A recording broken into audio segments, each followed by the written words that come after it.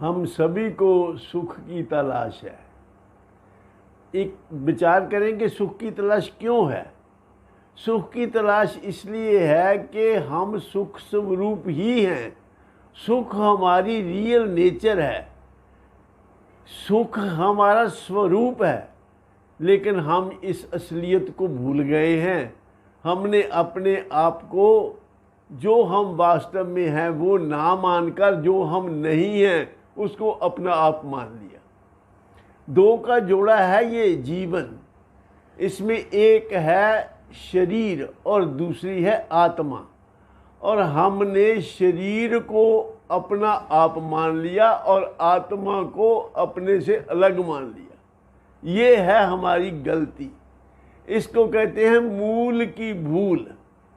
ये शुरू में ही ये गलती हो गई। अब जितने मर्जी यत्न करते रहो, देखो जब शुरू में गलती हो जाए ना, कोई अब मैथमेटिक्स का कोई क्वेश्चन देखिए जिसमें हम 2 और 2 4 की बजाय 2 और 2 5 मान लें और बाकी सारा जो क्वेश्चन है उसको ठीक तरीके से हल करें, फार्मूला भी ठीक लगाएं, मल्टीप्लिकेशन और डिवीज़न एवरीथिंग हम ठीक करें, तो आंसर ठीक नहीं आएगा। क्योंकि हमने पहले ही मूल में ही एक गलती कर ली, 2 और 2 4 की बजाय 5 कर लिया।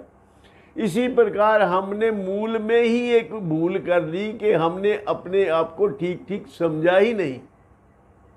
जब हमने अपने को ही ठीक से नहीं समझा तो बाकी सारे काम जो हैं उनका नतीजा ठीक नहीं निकलता। इसलिए हम सारा जीवन सुख की तलाश में भटकते रहते हैं और सुख मिलता नहीं।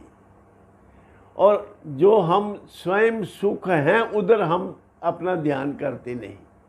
सुख स्वरूप निज आत्मा सुख की करे तलाश, यहाँ नहीं सुख लेश भर वहाँ लगावे आस। हम पदार्थों में सुख ढूंढते हैं। देखो तोता होता है ना, एक सेमर का सेमर का फल होता है, आपने सुना होगा, नहीं तो देख लो नेट निकाल के, उसमें ढूंढ लो। सेमर का फल देखने में बड़ा खूबसूरत होता है लेकिन उसके अंदर रस नहीं होता, उसमें रुई की तरह वो उसके अंदर भरा होता है। तो तोता उसकी सुंदरता को देख के, बाहर की सुंदरता को देखकर उस पर चोंच मारता है कि इसमें से रस मिलेगा, और बार बार चोंच मारता है। कभी कहीं चोंच मारता है उसके, कभी कहीं चोंच मारता है, पर रस उसमें है ही नहीं तो मिलेगा कहाँ से।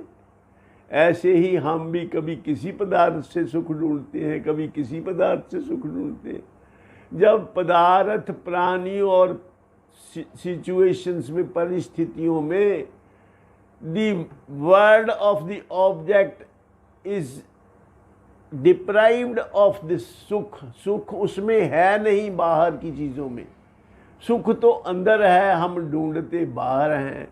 जब हमारी तलाश ही गलत जगह पे है तो सुख मिलेगा कैसे। और तोता तो एक मूर्ख प्राणी है, हाल हमारा भी यही है। हम भी कभी कहीं चोंच मारते हैं, कभी कहीं चोंच मारते हैं, बार बार चोंच मारते हैं और चोंच तुड़वाते हैं, लेकिन सुख के दर्शन नहीं होते, सुख नहीं मिलता। तो क्या करना चाहिए, यहाँ कोई वस्तु है वहीं उसे ढूंढे तो मिलेगी। वस्तु कहीं और, ढूंढे कहीं और, किस विध आवे हाथ, तब वस्तु जाकर मिले जब उसको जो जानने वाला है उसको साथ लेंगे, जब भेदी लीजो साथ। तो एक छोटी सी वाक्या कहानी कह लो। एक बूढ़ी माता सड़क पे रात को कहीं कुछ ढूंढ रही थी। कुछ लोग आए और पूछे, माता जी क्या ढूंढ रहे हो? उसने, बेटा मेरी सुई गुम हो गई। तो उन्होंने कहा, माता जी सुई कहाँ गुम हुई? तो कमरे में गुम हुई है। तो फिर माता जी यहाँ क्यों ढूंढ रहे हैं? फिर कमरे में बेटे लाइट नहीं है, रोशनी नहीं है। ऐसे ही सुख तो हमारे अंदर है पर ज्ञान रूपी लाइट हमारे पास नहीं है, इसलिए हम अंधेरे में अपनी कोशिश कर रहे हैं सुख ढूंढने की। ऐसे सुख नहीं मिलेगा।